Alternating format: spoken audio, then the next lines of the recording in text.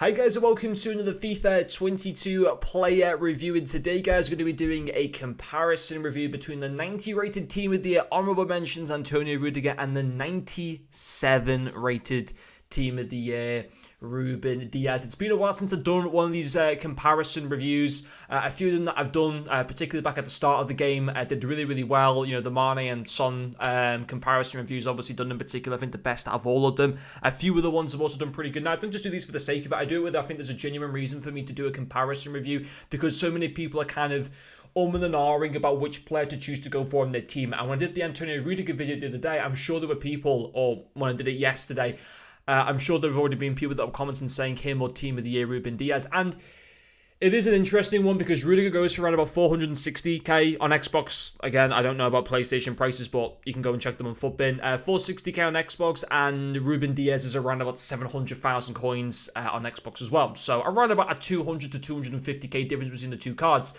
Now, Ruben Diaz is 7 ratings higher than Antonio Rudiger and is better than him in every single stat. However, it doesn't mean he's going to play better in game. It doesn't, just because someone's got a better stats, it doesn't necessarily mean they'll play better. Sometimes the game mechanics, Vinicius Jr. on paper isn't better than Neymar in terms of stats, but actually in this game, his headliner's card is better than Neymar's 92 in form, for example, because of the game mechanics and how the game plays. Vinicius Jr. is just better suited to the game and stuff like that. And I thought I kind of use that and see how that would affect between Rudiger and Ruben Diaz. And Rudiger's a fantastic player in this game. I bought him for my main team. I'm very happy with him paired up with that flashback Varane card. I think he's excellent in pretty much all areas. I mean, like his height, his physicality and stuff like that, his pace, his passing from the back, his his overall defending, tackling and stuff like that is extremely good. And pretty much the same can be also said for Ruben Diaz. I think there are a few things that kind of, sway me a little bit more to Rudiger, in that, he's got a little bit more height, 6'3" for Rudiger compared to 6'2" in Ruben Diaz, which is still really good. I mean, Ruben Diaz has got a 4-star weak foot. Doesn't really count for much, though, as a centre-back, because you're not going to realistically be shooting with this card, in all honesty. I think Rudiger also has better jumping than Diaz. Diaz has got 85 jumping. I think Rudiger's got into the 90s, I want to say, for jumping, or something around that. But at the same time, Ruben Diaz, as you can see there, has got better traits, in particular the power header trait, which is very useful for both set pieces, whether it be attacking or defensive, or just through aerial play, because so often, of course, your centre-backs are going to be required to header the ball out of danger or to clear it from the backline and stuff like that. And by having power header, and also in particular for set pieces, having power header is a key stat to have. As it's not crucial, but obviously if they've got that, and I've got 6'2" in height, so with 96 heading accuracy, having power header as a trait is, of course, a nice little additional bonus, something that Rudiger doesn't have. Now, if I'm totally honest, out of the two cards, who is the better card between the two of them? I would say, I really don't think there's too much in it, I've got to be honest. I would argue that Ruben Diaz has slightly the better cards. I think in that, he carries those more player traits that Rudiger doesn't have.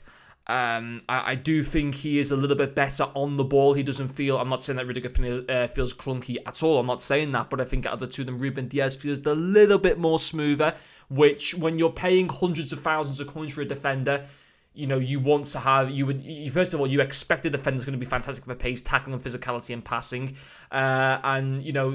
The more that you pay, the better you want them to be in all aspects, or in many aspects as possible.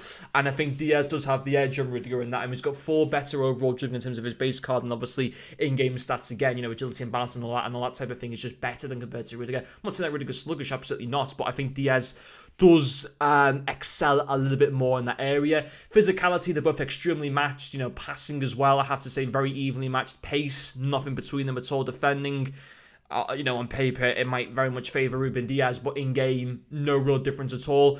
But yeah, I would argue that out of the two of them, the 97 rated Ruben Diaz is a better card. He's 100% got a much nicer card design. I'm not saying that should be the reason why you should go and buy him, but his card design is much better than Diaz. I often think that the honourable mention cards this year are a better design than in previous years, but they're still not a fantastic card design. They have made them look a little bit better this year, though, in all fairness, which is, and I know a lot of people tend to kind of look at card designs. The team of the year card design is absolutely amazing. It really is. Now, I'm not saying that should be the reason for going and justifying and paying like an extra 300,000 coins or whatever, but on the whole, who do I prefer out of the two? And I've gone with Ruben Diaz. I've gone with Rudiger, in my main team. I could easily go in a full Ruben Diaz and have him and Varane paired up, but I want to go with Rudiger just because, although I think Ruben Diaz is the better out of the two of them, I personally don't think there's enough to justify you spending an extra 200 to 300,000 more coins depending on when in the year that you buy these particular cards. I really don't think so. The only time when I'd say that Ruben Dias, I think Ruben Dias got like a bit of a longer shelf life in that he is going to be a rock solid centre back in your team for the rest of this game. With Rudiger, probably when it comes towards team of the season time, you might then need to upgrade him.